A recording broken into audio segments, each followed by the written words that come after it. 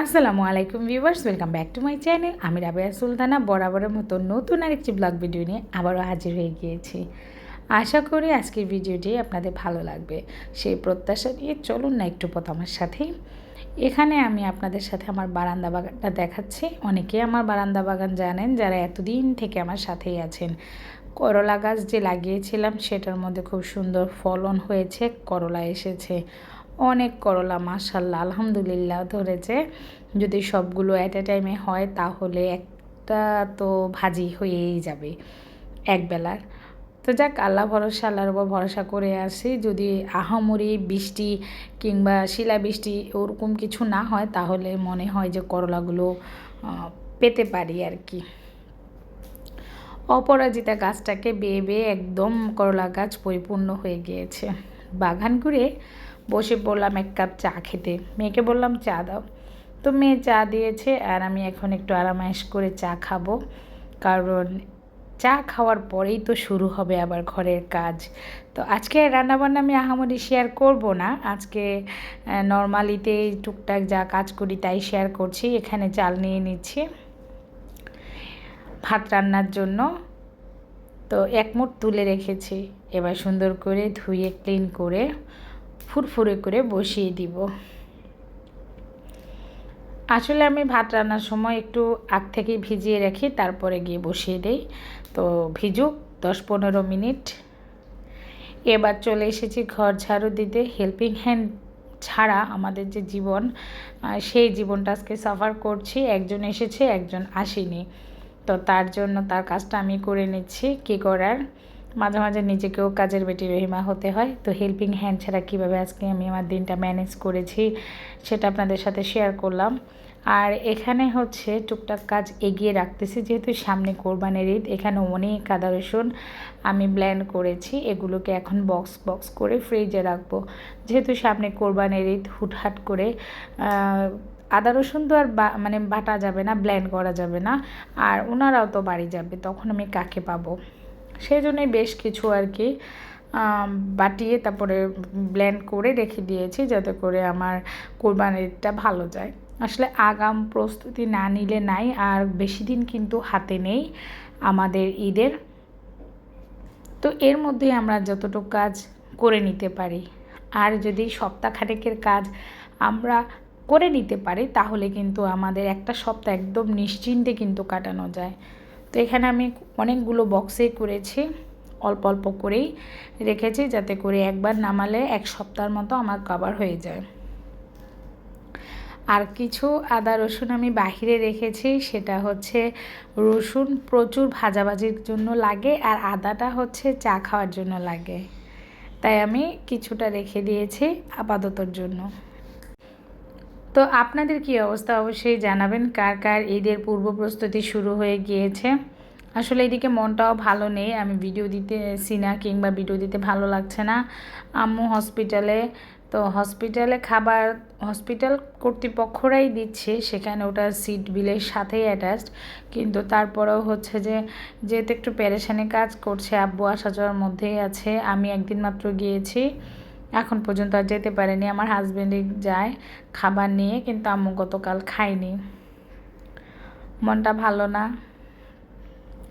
এখানে এক সপ্তাহের বাজার নিয়ে এসেছিল, কি এক দশা, আমাকে অনেক কষ্ট করে কাজগুলো ম্যানেজ করতে হচ্ছে। তেলাপিয়া মাছ, চিংড়ি মাছ, তারপরে হচ্ছে ট্যাংরা মাছ, আর আছে মুরগি। এগুলো এনে নিয়েছি যেহেতু বাচ্চাদের টিফিন দিতে হয়। সারাদিন যতটুকুই পেরেছি কাজ শেষ করে লবিতে আসলাম। এখানে আমি আমার বারান্দার গাছগুলোকে 10-15 দিন পর পর একটু রোদ দিই, এতে করে গাছগুলো ভালো থাকে। এরপর চলে আসলাম ছাদে, এসে দেখি খুব সুন্দর একটা গোলাপ ফুটেছে। গোলাপ দেখে তো মনটা জুড়ে গেল। আসলে গোলাপ ফুল পছন্দ হয় না, ভালো লাগে না এমন মানুষ খুঁজেই পাওয়া যায় না। তো ছাদ ঘুরে টুরে হচ্ছে বাসায় গিয়ে আবার চিন্তা, সন্ধ্যা হলেই যে কী নাস্তা তৈরি করব। আসলে এটা একটা চাপ। দুপুরবেলার আর 12টা বাজার নাস্তা পানি সেগুলোর অতটা চাপ থাকে না, এক কাপ চা খেলেই হয়ে যায়। কিন্তু সন্ধ্যার পরে এই জিনিসটা মাথার মধ্যে ভনভন করে যে কি খাবো আর কি নাস্তা দিব, এটা একটা কথা। তো চলে এসেছি বাসায়, গাছে পানি দিতে দেখলাম যে বেগুন ঝুলে আছে, তো এখান থেকে একটা বেগুন নিয়ে এসেছি। আর আমার ঘরে বেগুন ছিল, ঢ্যাঁড়স ছিল, তো আজকে মাথায় বুদ্ধি আসলো যে ঢ্যাঁড়সকে আমি একটু ভাজি পাকোড়া করব। আর এখানে গোল বেগুনকে কেটে পিস করে নিয়েছি, আর তৌফিকের জন্য নিয়েছি ফ্রেঞ্চ ফ্রাই। তো আলুগুলোকে মোটা মোটা করে কেটে এর মধ্যে হচ্ছে হলুদ, মরিচের গুঁড়া, একটু লবণ দিয়ে ভালো মতো করে ভেজে ভেজে নিচ্ছি। এটা হচ্ছে তৌফিকের স্পেশাল খাবার। আসলে যখন ক্ষুধা লাগে হয়তো নুডলসটা সেদ্ধ করে অল্প একটু মশলা আর উপরে একটা ডিম বসিয়ে দিই, ওর নাস্তা হয়ে যায়। আর যদি কিছু ভাজা ভুজা করি আমরা, তাহলে হচ্ছে ওকে ফ্রেঞ্চ ফ্রাই করে দিই।